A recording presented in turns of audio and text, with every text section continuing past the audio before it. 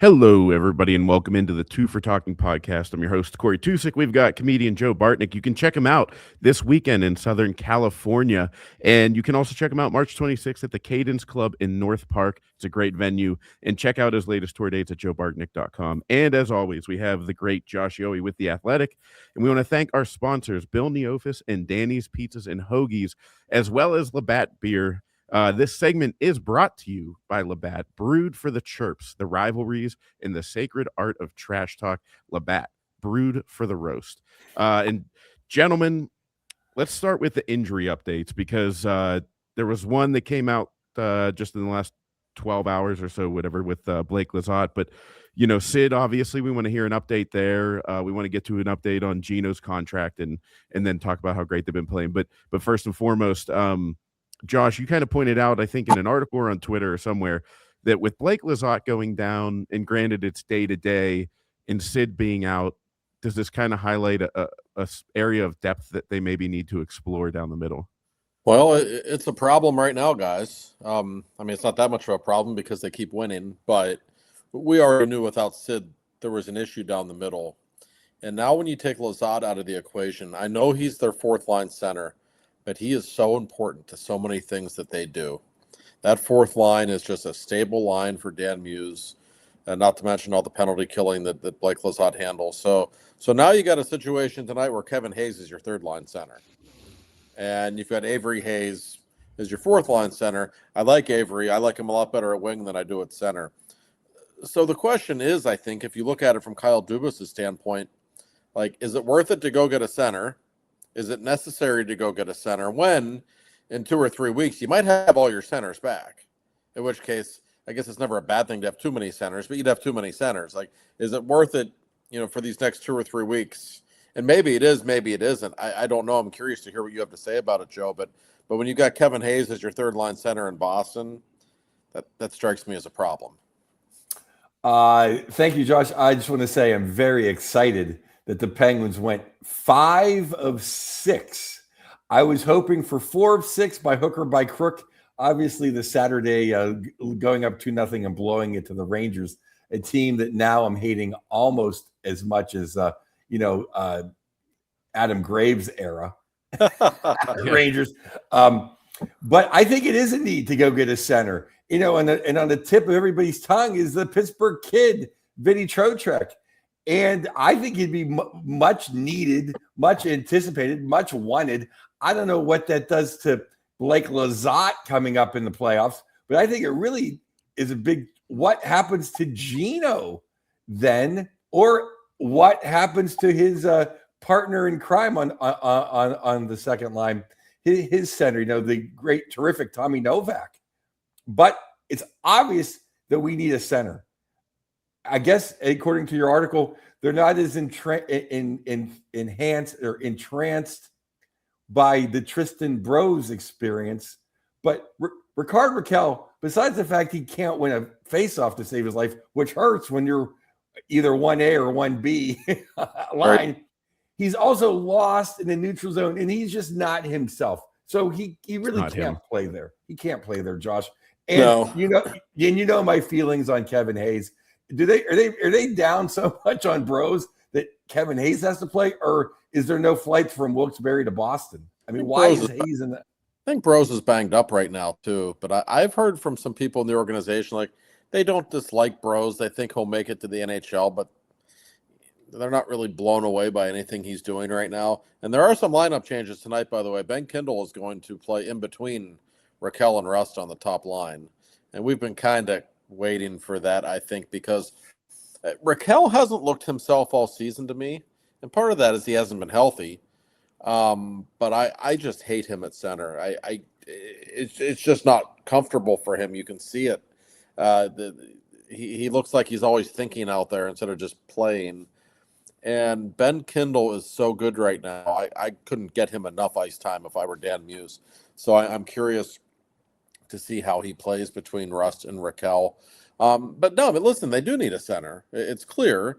I guess my issue with, and listen, I love Trocheck. I know there's some people in the fan base who are like down on Trocheck. Some people love him. Like, he's a good player. But when you get Trocheck, like, okay, let's say you get Trocheck and you get healthy in 2 or 3 weeks. Well, who are your centers? Because do you really want to touch the Novak, Chinnikov, Malkin line right now? No, terrific Tommy doesn't lose a spot. Right. So, okay. I don't care what the super genius says. Tommy Novak is a better offensive center than Vincent Trocheck. He might be. He's not the overall player that Trocheck is, but he might be better on that line for sure. Yep. So, okay, Crosby, Raquel, Russ is your top line, right? So, like, who's your third line center? It's Trocheck. Well, what are you doing with Ben Kindle? Then you're either playing Kindle out of position or he's on your fourth line. Like, that's the problem. Like, it's just too many bodies if you make a trade like that. I love Vince. I'm not saying he wouldn't help them. He would, but it would create an interesting situation. That's why I can't wait to see what happens come Friday, because Kyle Dubas, like, he could do nothing, and I don't think I'd have a problem with it necessarily.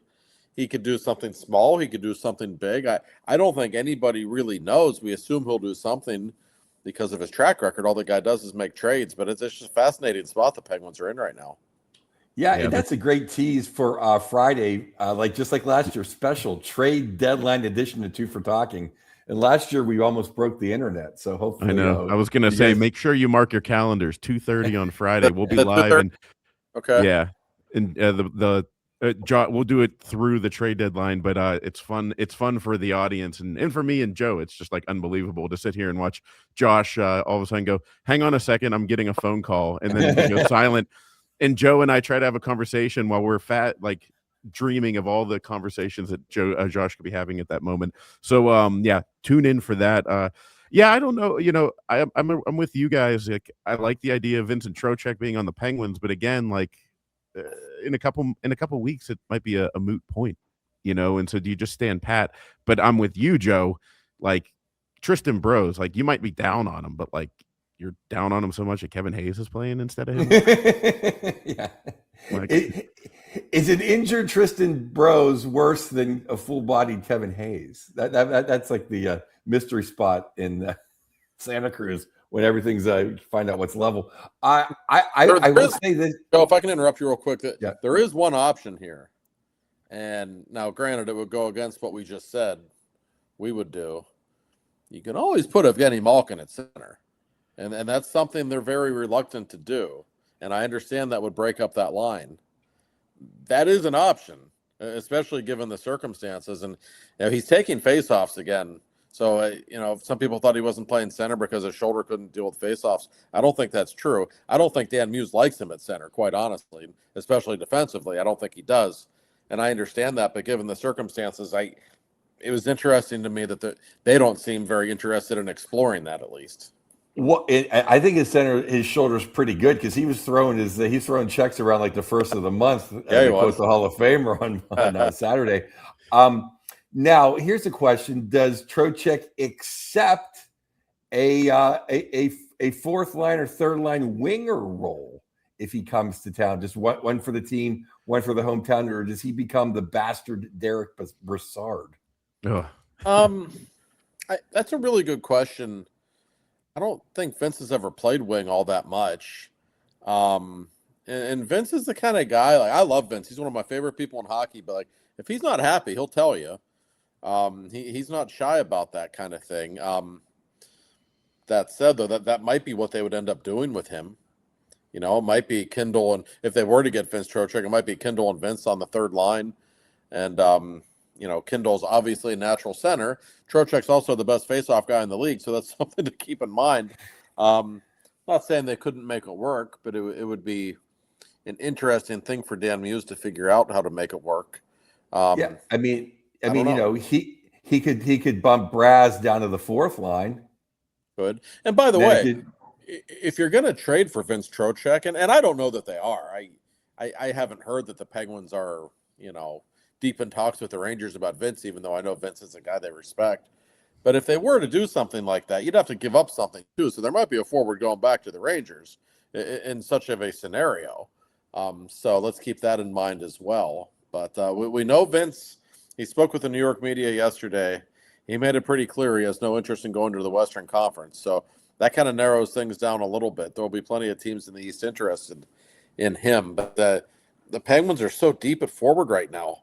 They they don't have any real weaknesses, especially when they're healthy. So it would be, I think, difficult to make that work for Dan Muse. Did you see his son's reaction? Yeah, it was His fun. son's quote. It was great. His son said, "I'm not going anywhere, Dad. I got a team here. I didn't get traded." Oh, Well, the thing is with the Penguins right now, though, in Boston, where you're at, Josh, and where Pens are playing, about a week ago, they played like three centers that all had about 10 games of experience. So if there's one opponent we can maybe face without Lizotte and Sid, it's Boston. They have some young centers. But the fact is, we need to win a draw. It's amazing that we beat the Golden Knights 5-0, and we couldn't win a draw to save our lives. Like, yeah. With the schedule that we have coming up, it has to be addressed. Even if it's not Trocheck, whoever it is, we have to find someone that can win a draw. I tend to agree. I've been talking myself in and out of it because I do wonder what happens if they have that many bodies, if they do bring in a center. But in the short term, you have an enormous amount of games. I didn't know this, in fact. I think it was on the broadcast, maybe on Sunday. They said the Penguins with 17 games in March is the most games any team's ever played in a month in NHL history. It's tied for the most. It's an incredible. Gotta be. I mean, that's crazy. It is. So they're incredibly busy. Like, does Noel Acciari need to play 17 games in 31 days? I'm not picking on him. He's been good, but no, he doesn't. And people are going to get hurt. That they already are getting hurt, and it's going to continue to happen. So having some depth is never a bad thing. And the beauty of the situation for the Penguins is, Kyle Dubas has so many draft picks he can trade if he wants. He has so much salary cap space. They just have a flexibility right now that other teams don't have. That's why I fully expect them to do something. I'd been waiting for a right-handed defenseman, which I still think is a possibility, but I think center probably becomes even more of a possibility, especially if Lazotte's out for more than a couple of days. I know they're saying he's day-to-day. That's not always the case when they say that. Sometimes it is, sometimes it isn't in the schedule. Even if you're without Lizotte for, if it was ended up being a week, that's 4 or 5 games. That's an issue right now. Yeah. There's two things that caught me this weekend. One is just a horrific no goal on Rusty's power play goal. I know we bitch, and I actually watch the highlights of every game, and there's some calls just as bad as that one on goalie interference this weekend. But I just hate Shesterkin. And if that was, he's one of the biggest divers in the league. He should play for Ottawa. That was a terrible call. I feel like Mike Sullivan deserved that one, with how many he's gotten hosed, as much as I hated it. That particular play, I understand why it was called, but I really think Shesterkin is kind of sneaky and theatrical by nature. If you go back and watch, he literally used Mantha's skate to push off, to go to left to his right, which was incredibly smart. I don't know if he was mentally able to process it that quickly, because he sees the skate there, he pushes off on it. He knows he's making contact with a force, so he might get a call, and he was also helping himself because that probably helped him get over to the right faster than he would have otherwise. I thought it was going to be a goal. I actually asked Stuart Skinner after the game, I said, can a goalie process like that quickly and take advantage of the skate and use it, make contact on purpose? And Skinner said, I don't know. I'm not smart enough to process it that quick. That Shesterkin might have been. I don't know. But we need to know what goal interference is or isn't. It's really out of control, and it feels like anytime there's a challenge right now, it's a no goal. And I don't know if that's for the league. You always want more goals in hockey. That's always been an issue. And it seems like when you give the league too much power, the goals are always going to drop, and they're always going to find ways to take away goals. And we saw last night, JT Miller got called for a goalie interference. I thought that was a terrible call. Also, yeah. I know. What comes around goes around. I guess I have 2 points about the weekend. The other quick one is I'm in California, so I just switched to listening to Joe Brand and the old 2-9er on Saturday. But how long did that war update? Did that cut into hockey coverage?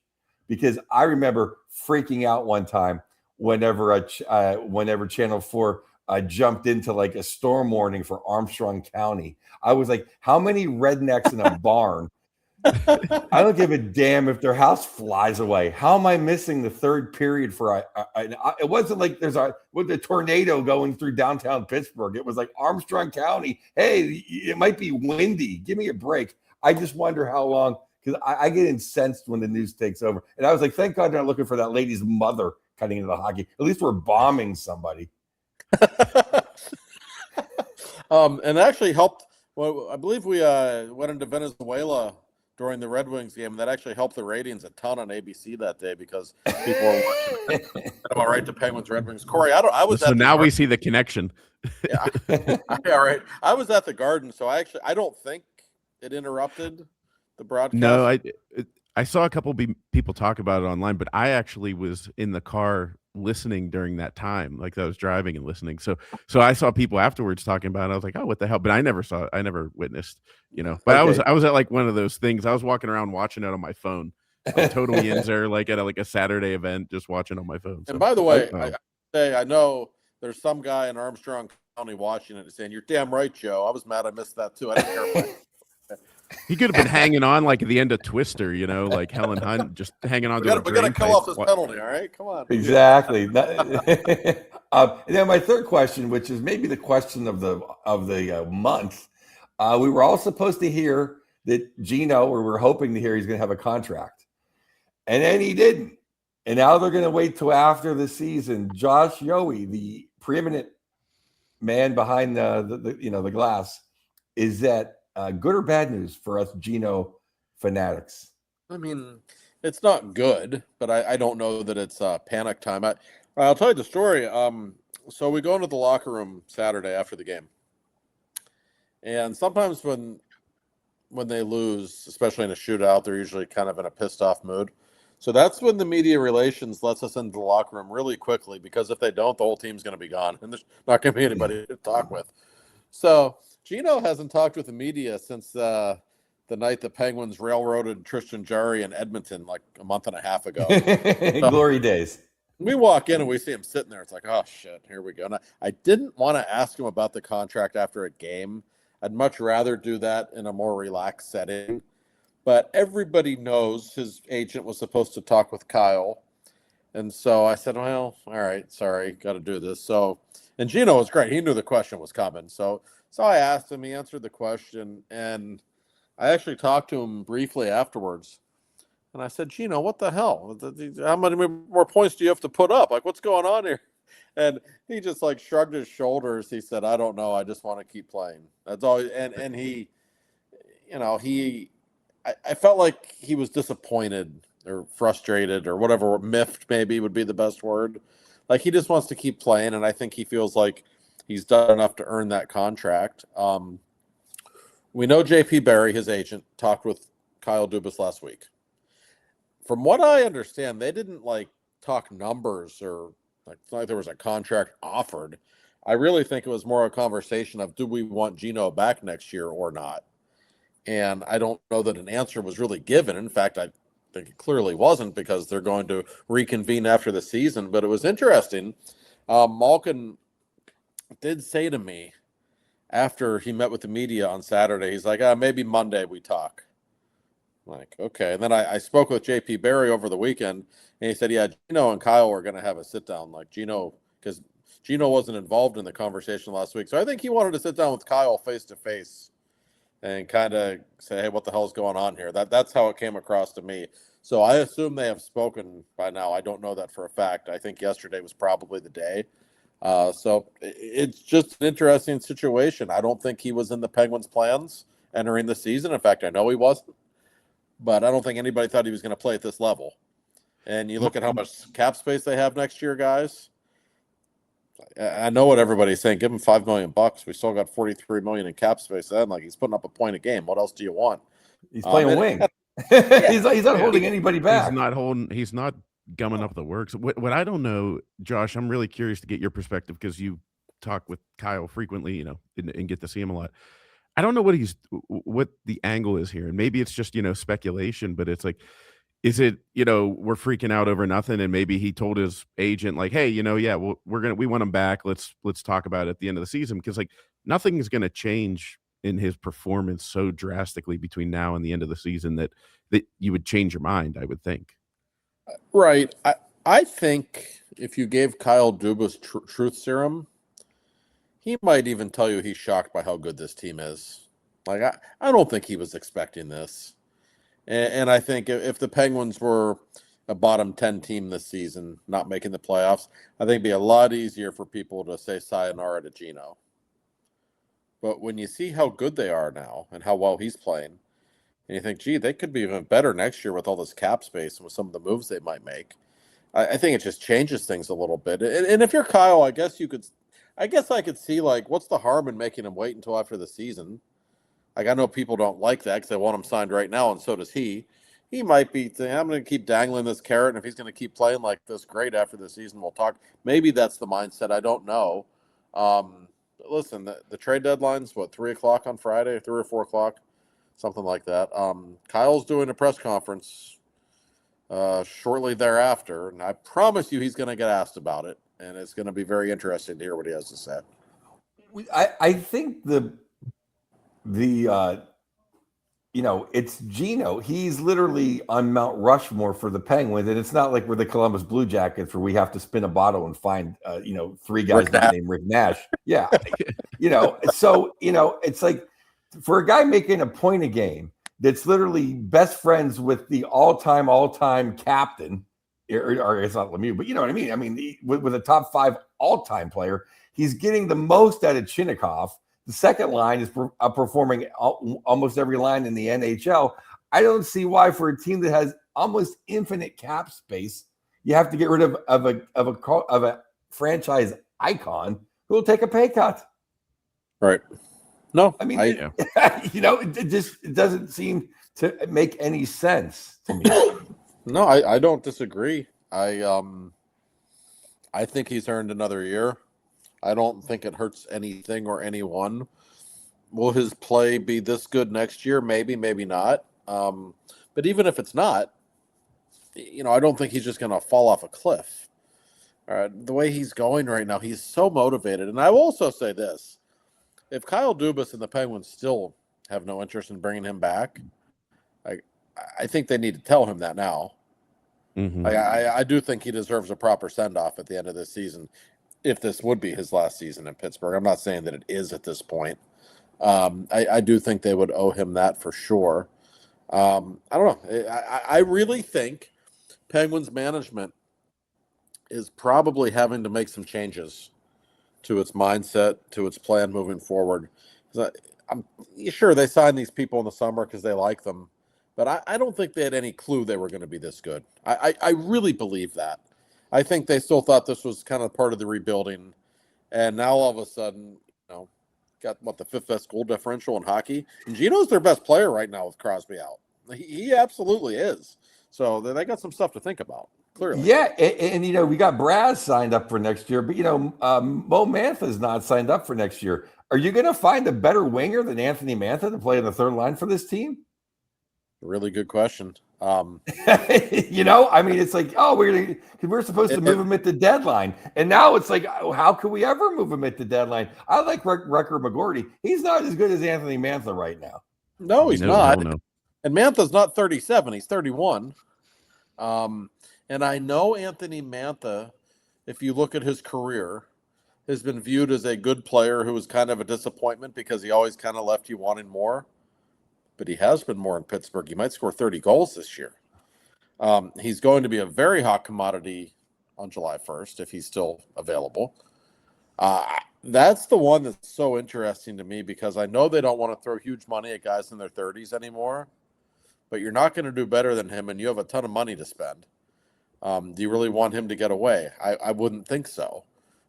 So again, and it's not like they have that many wingers, in the system who are just pure goal scorers like Mantha is.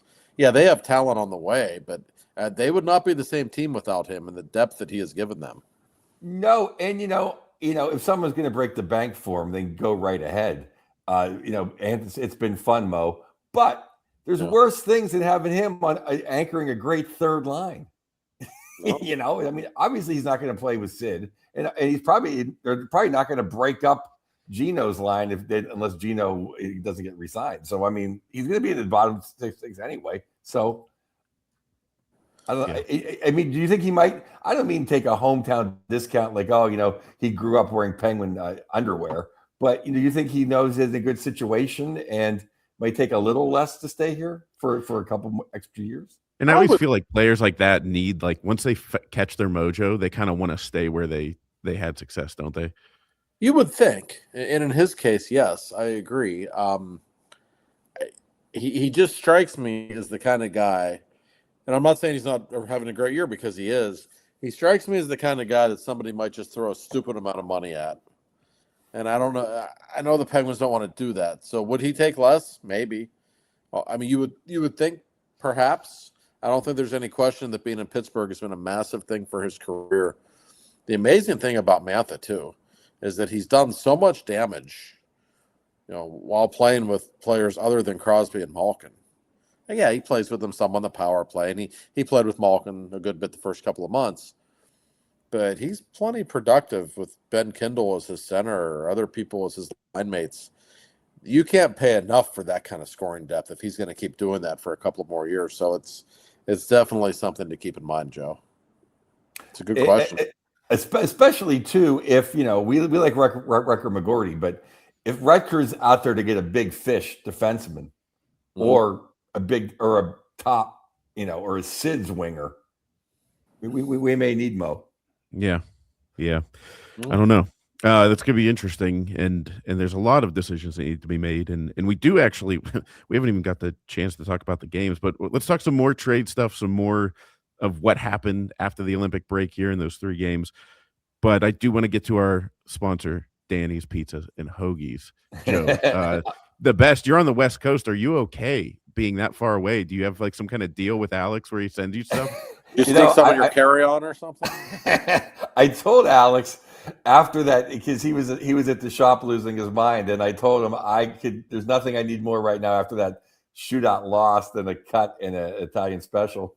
He goes, it's too late now, because he sends them overnight. So, but Alex, he the biggest Penguin fan, and he has the gold. I think we're like 10-2-1 with the gold. Dubas has here. He's speaking right now. The man himself. Dubas hasn't. Can you read that? Yeah, Dubas hasn't set a foot wrong since he signed Jari to that contract. Every other move has turned into gold. Alex is completely right, and he knows his hockey, and he absolutely knows his pizza. I'll tell you that. It is the best in town, and bar none, the absolute best Italian hoagie in the world. It's on every list. People are like, oh, what's the best hoagies in Pittsburgh? Danny's. It's the best. The steak sandwich is the best. Get a cut and then get a hoagie is my preferred method of. It's so good that Alex, for my health, is like told my girlfriend, I don't let him in here every day because I know he would be. Your doctor must be calling Danny's. Yeah, it is amazing. And I go down there. The staff is great. They all love the Penguins. And I guess hanging up will be Alex wore it's like, and the gold they wore on Sunday, aren't they about like 9-2 and 1? Something, yes, something great. So yeah. Alex went to the game wearing one that says Danny's 60. So nice. Yeah, and he is great season tickets. And so he stood up with the picture. He got a picture of it, and I guess it's going to be framed in the shop, so you can go genuflect to that sweater. But I told him don't seal it too tight, because he may take it off and wear it to a game before the end of the season. We need that good luck charm. But Danny's Pizza and Hoagies, 5159 Library Road, Bethel Park. As you're going to South Park on Route 88, it's right before you get there. It's on the left. The call ahead if you want to just stop in and then head to the park. And the number for that is 412-833-7788. I'm telling you, the best damn pizza and hoagies in the city and really anywhere. And you can tell them Joe, Josh, and Corey sent you, and talk a little hockey when you're there. It's the best. I am. I'm thinking about it now. Every time I do this commercial, I get hungrier. I I'm gonna have to drive there and get one every week because I'm not kidding. Every time you start talking about it, I'm like, oh man, that sounds great. Like, I There really is want one of those. nothing like a Danny's Italian hoagie. There's not. Yeah, those California chain restaurants just aren't going to take care of you when you're 3,000 Shades, miles just away. the paisans. I have tons of favorite sandwich shops all over this country. Josh, you know that. You see me in Florida. Nothing like a Danny's. Right. Nothing Yeah. like a Danny's. That's right. Thank you, Alex, and everyone at Danny's for supporting the show as always. So I do want to we'll get more trade talk, and there's the potential of stuff like Stuart Skinner being floated out there. But we come flying out of the break, and Jack Hughes ovation. I wanted to get your guys' thought on that because what Pittsburgh did for him, I think, really had an effect. If you heard his post game comments, and I don't think, Joe, you were in the arena for that. I wasn't, but Josh, were you in the arena for that ovation? And what was that moment like? Yeah, I was. I wasn't surprised by it. Pittsburgh's a really good hockey town, and I could tell just walking into the arena that night. I saw USA jerseys everywhere, so I kind of assumed that was the reaction he was going to get. And Hughes, he was almost taken aback by it, I think. And after the game, he actually came out and said, he said, every time I come to Pittsburgh for the rest of my life, I'm going to remember this. So you don't hear, visiting players say something like that very often. So you could tell that it certainly impacted him. He and his brother have been everywhere in the last week. I'm glad they were able to get to their hockey games on time to play because going to Saturday Night Live and going all over the place, they've been everywhere. But that was quite a moment. It was a sellout crowd. Everyone was happy just to have hockey back, I think, for the first time in 3 weeks. But they certainly let Jack Hughes know how they felt about Team USA winning the gold. I mean, I got chills just watching on my computer. Mm-hmm. Yeah. It was a hell of a moment. There's one question to it. It's nothing to do with the Penguins, actually. It's more to do with the anthems. They did the, let's celebrate everybody who was at the Olympics down in Tampa. And the lovely lady that sings, she's beautiful and has an incredible voice, the anthems in Tampa. The African American lady. Purple lipstick. She's a veteran. Yeah. I think she was in the Air Force. She's great. Yeah. They played they didn't do the Canadian anthem. I was like, is this a new thing where they only do one anthems now? Oh, didn't they? I thought somebody else sang the Canadian anthem, didn't they? I thought maybe I'm wrong. Okay. Then I'm mistaken. It's someone else saying that maybe she doesn't like Canada, so she only likes to sing. Yeah. I don't know. I know, because it just struck me as odd because. Yeah, it just totally struck me as odd because I'm like, they didn't sing the Canadian anthem. Like, she's one of my favorite anthem singers. I love. Oh, there's somewhere on the lake. What's the guy in Ottawa? Slewage something was. Oh, I forget his name. He's great. He's my favorite. But probably the only thing they have going up there. Yes. You're gonna see my paisan Angelelli tonight. He's a friend of mine. He's a friend of a friend. He's a cousin of a very good friend of mine. So he's gonna come on the podcast. I think in the summer. He's a great dude. We might actually do some gigs together. Oh, really? He has some charity events. Yeah, he's going to sing, and I'm going to do some jokes. But I'm so glad he replaced Renee Rettencourt. The $3 bill with the white gloves. Yeah.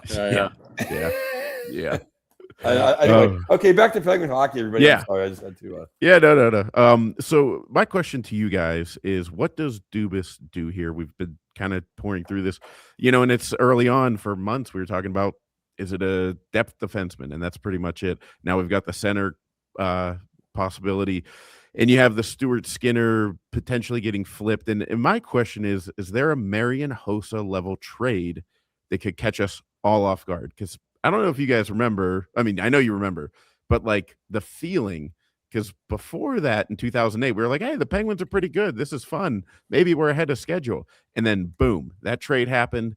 And it was like, oh, this team, like Ray Shero thinks we can win now. Like that, yep. I think it caught us off guard. Do you see anything like that happening? Or, are we that far ahead of schedule? I think it's unlikely that something seismic would happen this week. I won't discount it as completely impossible, though, simply because, okay, that team in 2008, was it better than this team? Like, yeah, I think it was. But also, Sid and Gino are at the end here. There's only so many years left, and I do wonder, even though Kyle has consistently said he's worried about building the future more than anything else. He still has to realize, like, gee, the East really stinks. This might be like the last time Sid and Gino were ever together in the playoffs. They're both playing great. Like, maybe I should get a little aggressive now. Sure, it's possible. And we've talked about Jason Robertson. I don't know that he's available right now. Dallas wants to win a cup, and they're not helping their chances if they trade him. So I don't really think he would be available until the summer if they are going to deal him. But sure, it wouldn't shock me if he gets aggressive and goes for a big swing. We talk about depth and how important it is, and of course it is, but if they could ever get healthy up front, like, they actually are pretty deep. We've talked about it. Like, they don't have any glaring holes. And one interesting thing to me, you mentioned Stu Skinner.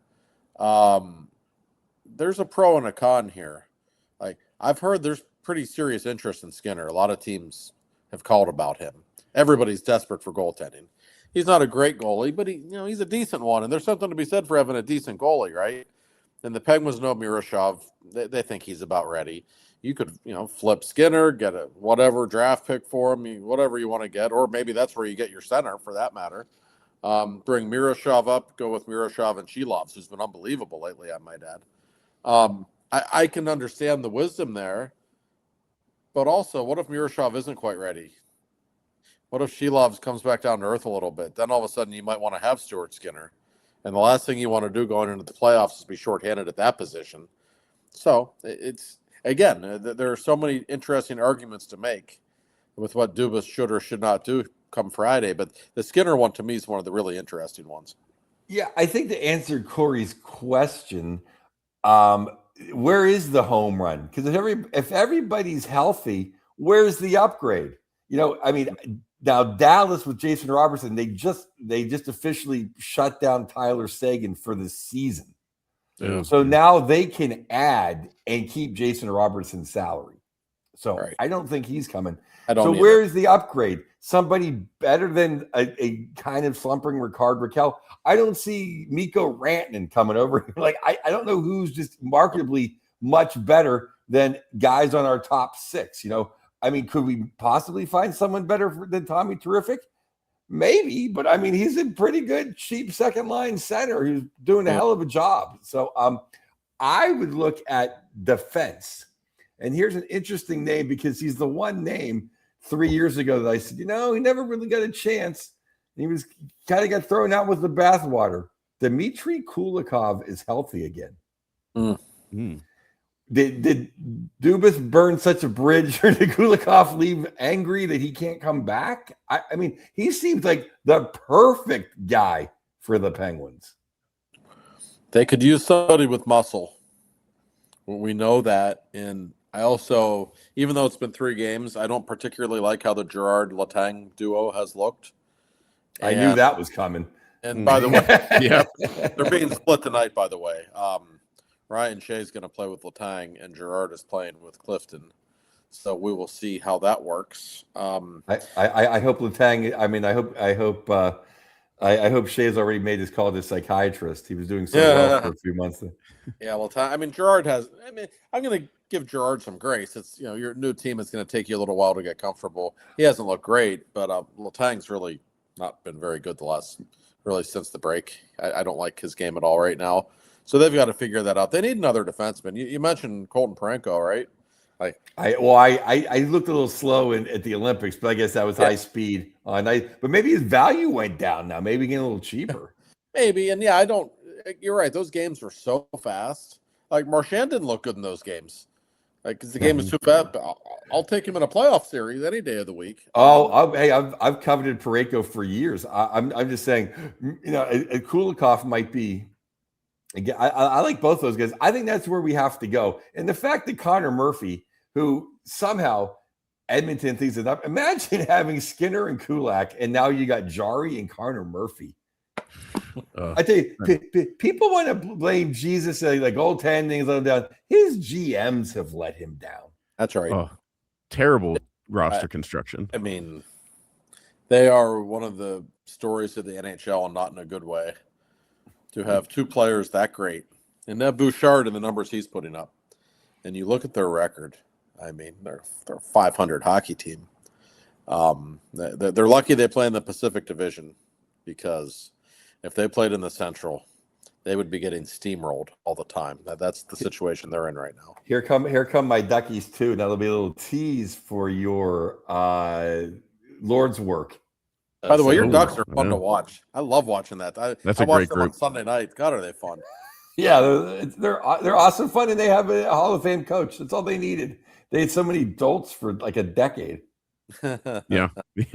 You know, it would be interesting looking at the standings. The San Jose Sharks are 4 points behind Edmonton for the last wild card spot, and they've got 3 games in hand. And I know the Edmonton situation is pretty bad right now. Just imagine for a second if Macklin Celebrini just all of a sudden passes Connor McDavid in the standings. It's just something to think. I mean, Edmonton Twitter is absolutely on fire right now. Like they are losing their minds. But obnoxious, if you guys- by the way. Oh, They rub me the wrong way. I don't like those people. No, I don't either. But let's get back to I floated Parayko and I floated Kulikov now. Any other names, Josh, that you think could, because I think that's what, besides the guy that can win a face-off, I think that's their glaring need is a 5'6", and I thought the Russian guy that came over was doing pretty good, but now he seems to be down there with Graves on the depth chart. No, he wasn't bad at all, and we've mentioned Graves, who has certainly been better this season. Although he's in a spot now where he's not really playing, and that can certainly affect a guy if he goes a month without playing. Don't know what kind of form he would be in. Who comes out of the lineup if you get a defenseman? Clifton, I guess. And I only bring him up because this is my whole point with the Penguins. He's been really good. He has been really good lately. I think dating back to mid-January, he's been one of their better defensemen. I guess he'd have to come out of the lineup by default. But that's what I love about this team. There is not a glaring weakness. And that's why Kyle Dubas, I think, I'm not saying he shouldn't do something, but I think he needs to be careful. He's got a good thing going right now. And you don't want to trade the wrong person or take the wrong person out of the lineup and bring the wrong person into the lineup, even though you have all these assets, and I'm sure it's tempting to do it. So I'm just intrigued to see what he does. And that's why a part of me, guys, like we can talk about the depth defenseman or bringing in a center. Sometimes I think to myself, maybe swinging big is what Dubas should do, because this team already is deep. This team already is good. Maybe you go out and you get like a star winger, you find somebody in a Hossa-like trade, and you make a Raquel who's struggling part of the trade. I don't know. Maybe something like that almost makes more sense, because like you're going to take Connor Clifton out of the lineup. I know he's not a star, but I think he's pretty good. So it's I don't know. It's a weird spot they're in, but at the same time, if you have a chance to win, you probably should add to the team if you can. So just I always say this is why Kyle Dubas why he makes the big bucks weeks like this, because he's got some tough decisions to make. To bounce off of that, now Ricky's loved in the community. He's loved by the fans, but more importantly, he's loved in the room. Oh, yeah. Is that a chemistry then? You bring in a guy and it's not Ricky, and you worry about. This has been the best chemistry in years on the team. Yeah, that's true. Raquel is a very well-liked guy in that locker room. But you know what? Like Tristan Jarry, believe it or not, was pretty well-liked in that locker room. Just because people in my profession didn't always like him, that doesn't mean the guys didn't like him. They tend to get over that kind of thing pretty quickly. It's not so much a risk, getting rid of somebody who has chemistry. It's a risk just bringing in the wrong person. Right. Don't go bring in Evander Kane or something. No. Chemistry, right? So that's, but Kyle tends to, I think do his homework, especially after like bringing Riley Smith in, which was just not a good idea because he didn't want to be here. I think Kyle probably learned from that a little bit, and the people he's brought in, Kulak was a great guy. Gerard's a great guy. Skinner is like the nicest guy you'll ever meet in your life. Like these are people who really fit into the locker room very well. Wasn't it so sweet seeing the blank look on Riley Smith's face when he got stopped by She Loves? It was like, go home. I absolutely love it. And now this will be a joke. Someone will clip it out now because I was said Jack Hughes. I'd rather have Rust. And of course that will live in infamy. But you can cut this. So this is a joke, everybody. But how about Nick Bonino? Skating for 4 games and winning a goddamn draw. Is that so bad? Is that so bad? Matt I've seen him up at practice. He looked all right. Yeah, those guys don't do like the old guys used to retire. When they retired, they retired. Like they were. Yeah, Nick Bonino's They're still still in probably shape. working out 2 hours a day. Yeah. I mean, Yeah. Okay. So obviously, not obviously. I mean, kidding about dressing up and skating, but how about just Raquel and Terrific and Kindle? They instead of skating with the team, why don't they just take an hour and practice face-offs? I thought you were going to say shootouts, but that's a great point though. He changed. he changed it up though. At least he changed it up. Muse. It's actually, people. We talk about the shootouts. I always hear people say, if the Penguins miss the playoffs, it's going to be because of these darn shootouts, and that's true.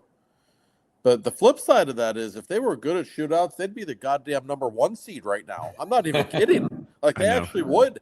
I mean that's how good this team has been. And by the way, I don't want to get ahead of ourselves. I don't know if we're going to talk about the game at all tonight, but I am in Boston tonight, and I've covered the Penguins for 17 years. I'm not kidding. I think I've seen them win twice in person in this building. They do not play well here ever. Very rare. I hate playing there. It's because you like the Penguins and you like seeing them win, and you don't ever see them win. To this day, it's a tough matchup. The Bruins defensively tend to stifle them a little bit, especially with sit out.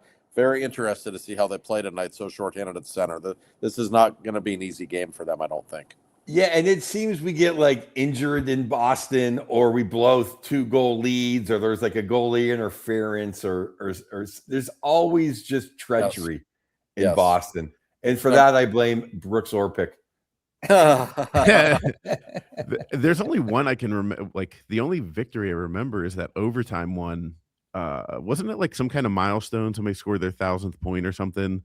I forget. It was like Gino set up Crosby or something like that. It was like Fleury, Gino, and Crosby had the points on the game winner. Sounds familiar. Yes, I've just covered so many. There's certain buildings like here in New Jersey. You just know.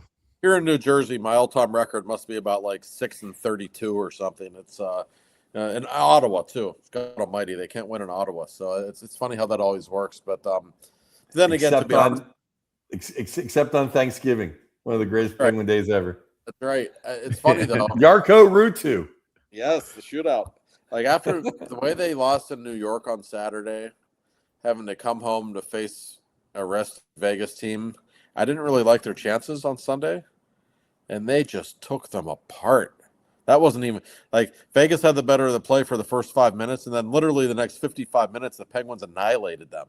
Like that game got my attention the way some other games have not. That I found myself thinking Sunday, like, Jesus, this team's actually really good. And I don't think that's, they're going to hit a bump in the road with these injuries in the schedule. They're not going to run through all these teams. We know that. But I think this is a good hockey team, guys. Yeah, the Vegas game seemed to change. Do you think it changes the national perspective a little bit? Because a lot of people were like, I think for a month now on this podcast and Pittsburgh media in general has been like, I think they're a good team. And the national media wasn't really there yet. I feel like that's changing. And nothing's going to change Toronto, Joe. Like, sorry, your Toronto media friends are never going to change. But I don't know. I mean, Joe, you probably hear more national stuff than us. Is there a change in the tone? Just barely. They just so don't want the Penguins to be good.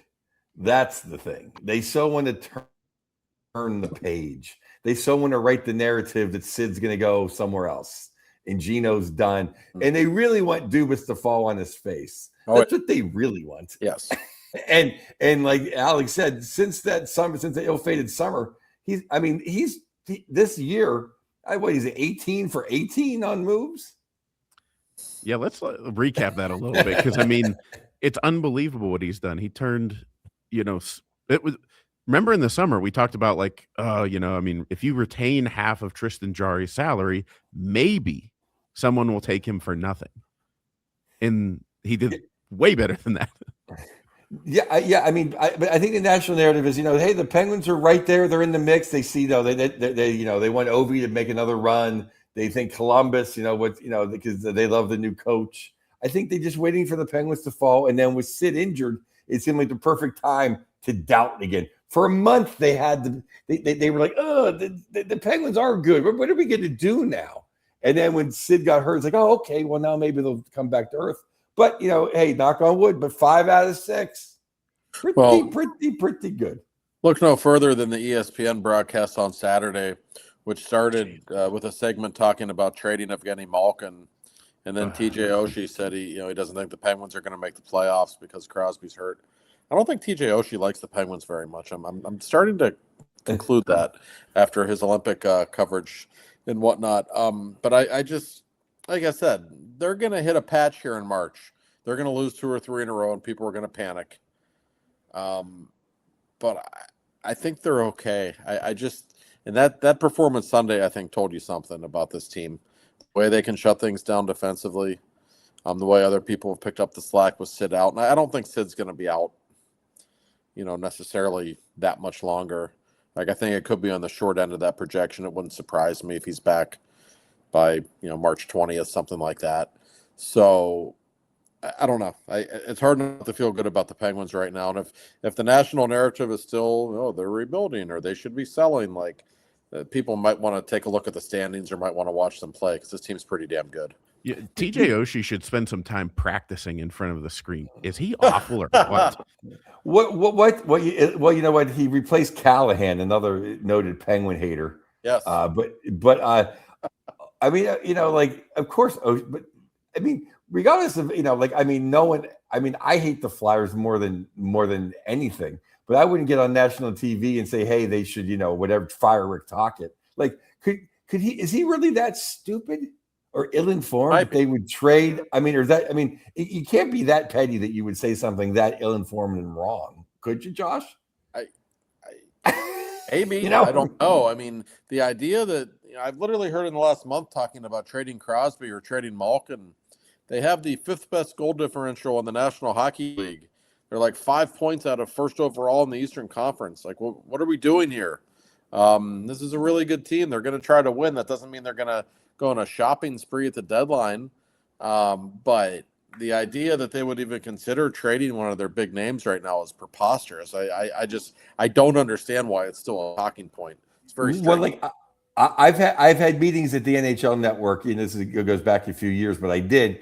And most of those guys, because it's centered in Secaucus, New Jersey, are Devils fans. Mm-hmm. But I think the NHL Network plays it pretty straight down the middle of.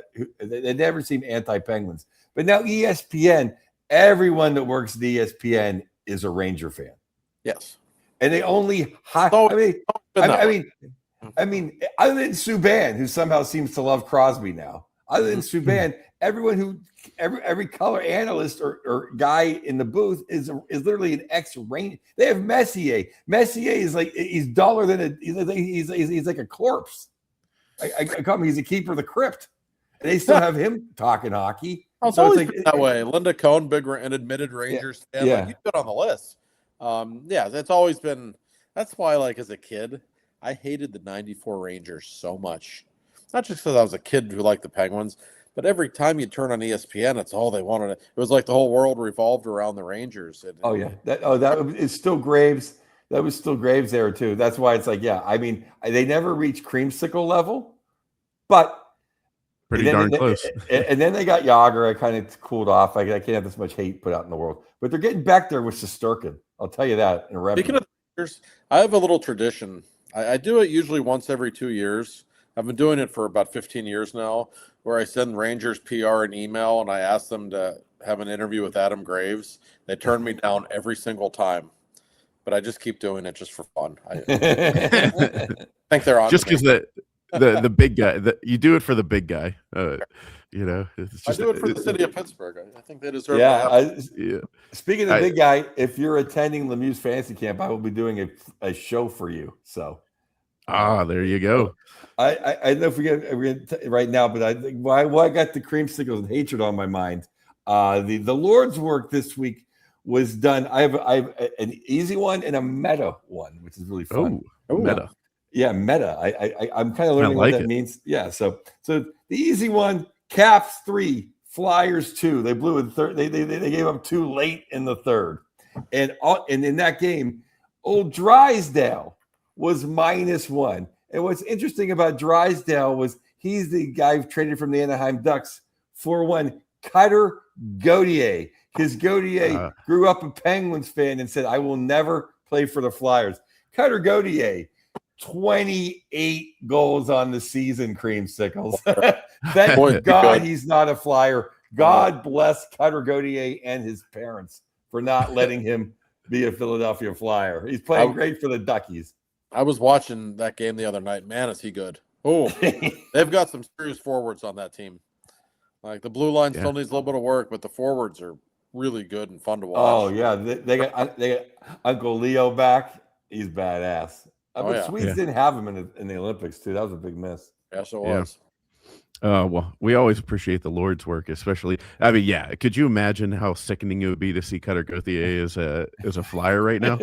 That's what I'm hoping something happens with Porter Martone. Like if we can get somebody up there. Like I know your buddy Mike Pursuta is the Michigan State whisperer. Like, can he go up there and try to cast some voodoo on him and get him away? Because he looks pretty freaking good. So let's get to before we have a couple other things to talk about, but first. Bill Neofus, our first sponsor, the best insurance agent in the world, he had to be pretty excited to see the Penguins holding their own here without the captain.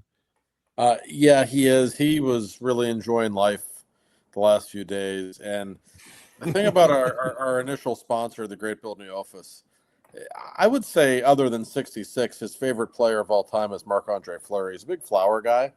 So even though I like to think he would offer the best of insurance to anyone, I don't know that he would necessarily do so for the owners of the Vegas Golden Knights. He didn't like the way Flower was treated at the end there, and I don't think a lot of people did. So Bill always likes when the Penguins take it to the Golden Knights, as they certainly did. And by the way, he'll be out in Vegas at the game next week when the Penguins play there. So yes, our great sponsor, our first sponsor, I should say. He was enjoying life, and we talk about it every week. It's the Neofus Insurance Group. They're located in the North Hills, really easy to find. I'm going to give you Bill's phone number. Call Bill and his great staff. It's 412-364-3388. I'll give it to you one more time.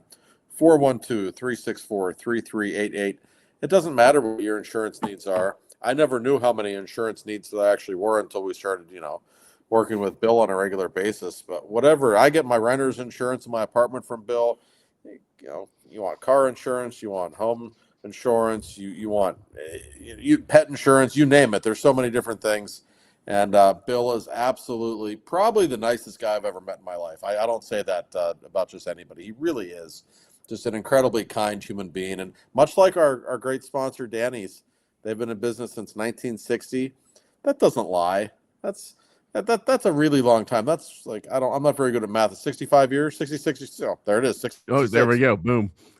They've been in business 66 years. That tells you they're doing something right, and they do a good service for the people of Pittsburgh. So Neofus Insurance Group, give our buddy Bill a call. He and his staff will take care of you.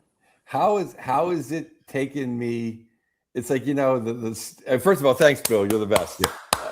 But how is it just like I'm this old, this many years old before I just figured out that this is the year of our Lord, 66. I know. Danny's in Bill Neofus. It's been 66 years. I just started to have some meta thoughts myself, Joe, sitting there going, it was 66 years ago, the last time a Pittsburgh team won a championship at home. Mario Lemieux. Maybe that's the year. Maybe this is what happens. I don't know. Let's speak it into existence. Also, shout out Labatt, our newest sponsor, but the Mike Lang can, we talked about it before. You got to get the Labatt Mike Lang can, and I want to bring him up because today would have been our friend's birthday. So, a happy heavenly birthday to the great Mike Lang. And Corey, I want to mention real quick also, if you're going to watch the game tonight, which is less than 3 hours now, I suggest going to the radio feed. I think like a half an hour before the game. I don't know exactly when, but Staggy is going to do a little something in honor of Mike's birthday. They're having kind of Mike Lang night on the broadcast. I think they're going to play some old clips and talk about Mike some. So that should make for a great pregame show. When people share his clips online, it makes me emotional. Like, I get excited, but it also brings a tear to my eye. I mean, I just love the great Mike Lang. So, I'm going to be driving crying. Yeah. There's nothing to me like We'll see you in Detroit for all the marbles. I almost cried on TV when I ran it the other day. It's like that always nothing gets me more fired up than Mikey, the best. No. The Yeah, and then he brought the marbles to the parade. That was the greatest. He followed it up. I got the marbles. It's the great Mike Lang. So Iran Tan is the last segment, and some bad news for the owners of the Steelers around town was they got railroaded by the NFLPA's survey, and the Steelers report card overall was last. 32nd, 32 out of 32. And I'll just throw a couple that highlight out to me. They were 26th overall with a C- for the treatment of families. The locker room was a D, which is 27th. Coaching staff, of course, got an A.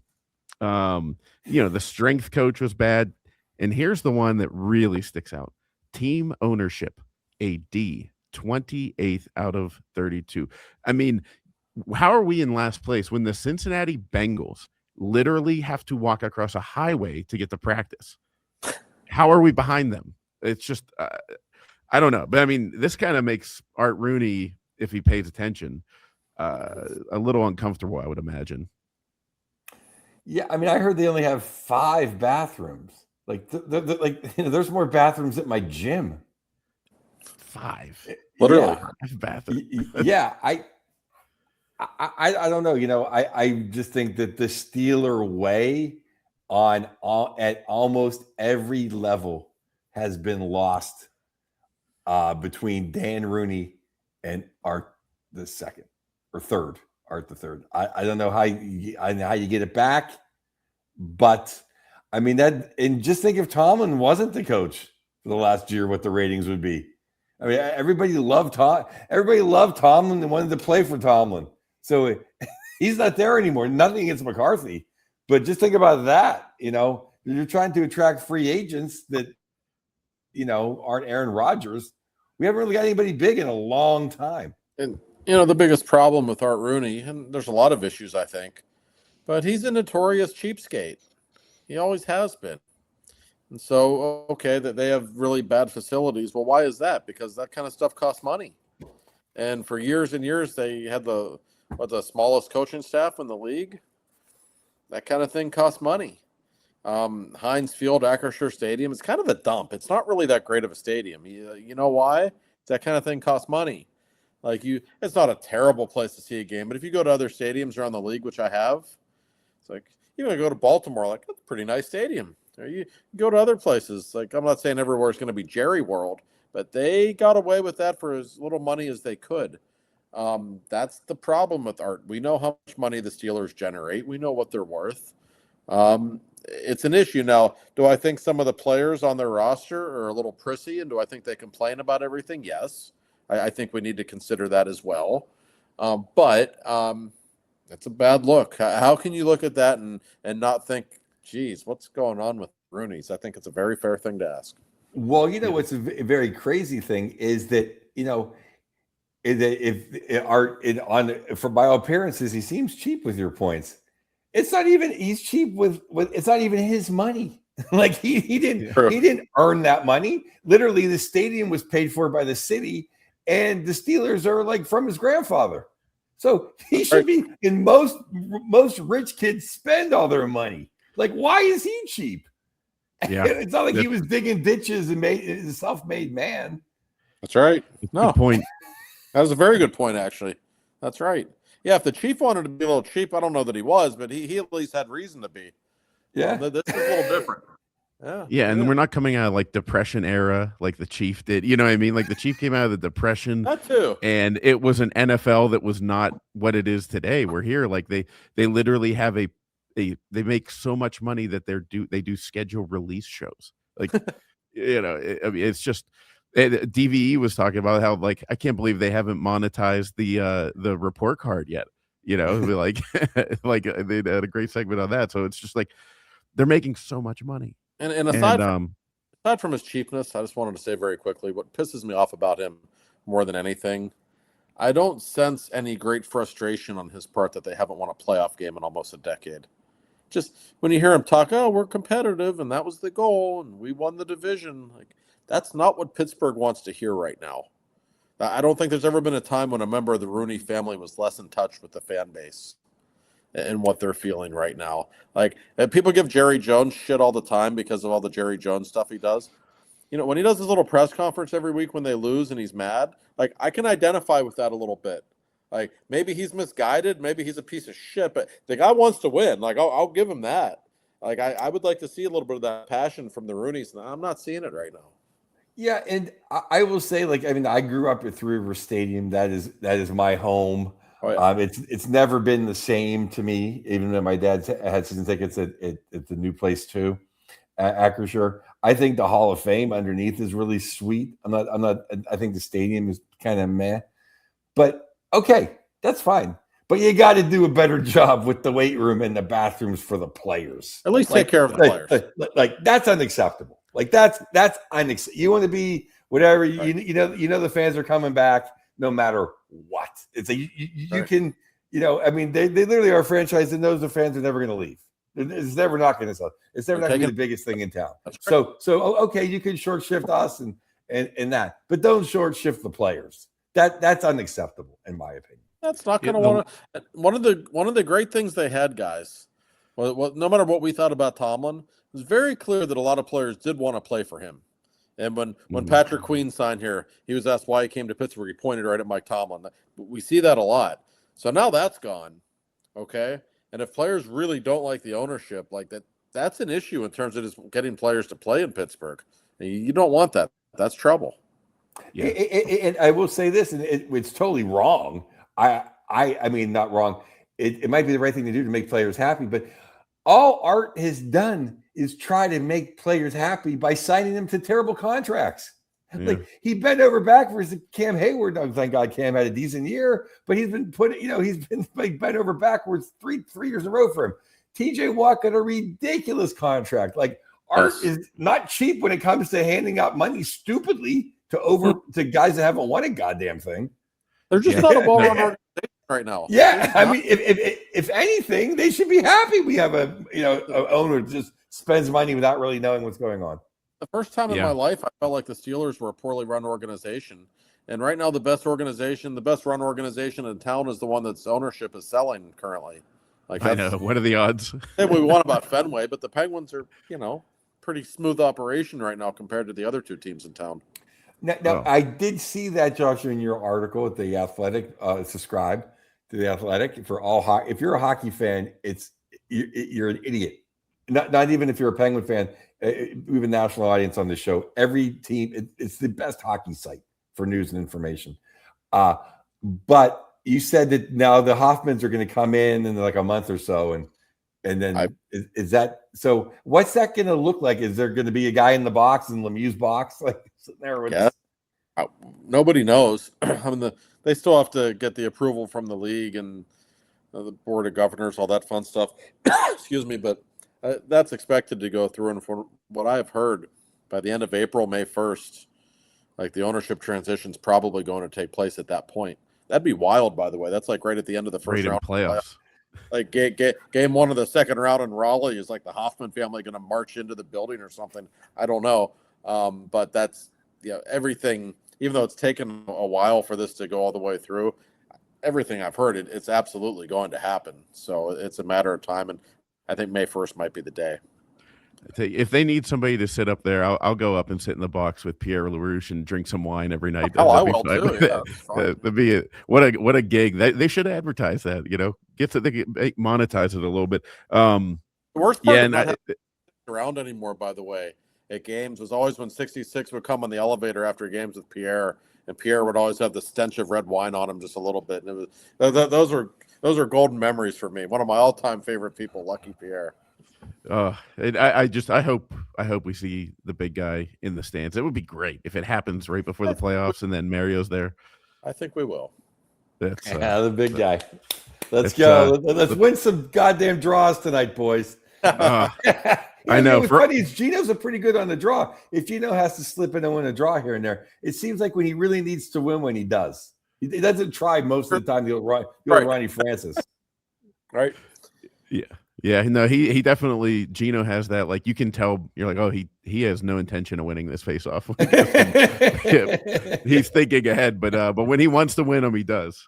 So that's but yeah. Let's see. I mean, hey, what do we got? Like 8 games between now and next week. So let's hope we get let's remind everyone real quick before we wrap up. 2:30 on Friday, trade deadline. A special 2 for talking. Yeah, let's see if we can. Let's see if we can break the internet and up our numbers from last year. Last year it was what 30-some, almost 40,000 people watching live. Yeah. So let's up that, and we'll put that on you, the fans. I mean, you guys are the ones that got to do it. So tune in, share it. You know, yeah, tune in first for the Stuart Skinner for a second rounder. Yeah. What people forget about this show, you know, like that they don't know. I'm like, you sit on this show, we get live updates via Josh. Like Sidney Crosby texted Josh during the show once. You know, GMs call Josh during the show. So, you know, this is the place to be on Friday. I'll do the Schefter thing and just like sit here on my phone the whole time. Exactly. Yeah, Elliot Friedman's good with that too. Like during trade deadline day, he's just sitting there somehow running a segment, but also on his phone the whole time. So I will say this about you, Josh, and the great Elliot Friedman, the only 2 names I trust in hockey. You guys actually say something though. Schefter just talks in circles. He never actually says anything. Nothing of substance. Yeah. He sure gets people to feed him information from time to time, but when you're in that role working for ESPN, I think he doesn't have to work too hard for that, probably. No disrespect, he's great, but I mean, yeah. All right, we got Josh got to cover a game. We're on the run. Let's go. Got to get past the TD Garden. Yes. So hopefully we get a victory, a much needed and a rare victory in the TD Garden, and we will talk to you guys on Friday for the trade deadline. See you later.